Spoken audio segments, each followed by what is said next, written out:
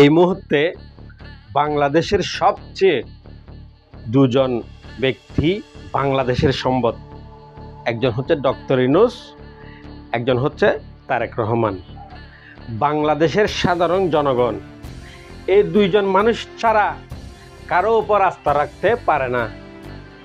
সুতরাং আল্লাহ পাক তাদেরকে বোর্ডের মাধ্যমে আমাদের জনগণকে সেবা করার তৌফিক দান করুক, সেই দোয়াটাই করব। তাদের মতো মানুষ এই বাংলাদেশের আমাদের জন্য সম্পদ, তাদেরকে আল্লাহ চিরজীবী করুক।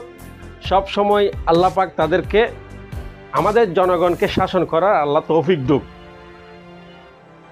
তারা সব সময় সাধারণ জনগণের জন্য চিন্তা ভাবনা করে এবং আমি একজন সাধারণ পাবলিক হয়ে আমি এই যে দুজনকে অনেক ভালোবাসি, অনেক শ্রদ্ধা করি এবং সারা বাংলাদেশের জনগণ তাদেরকে শ্রদ্ধা করে।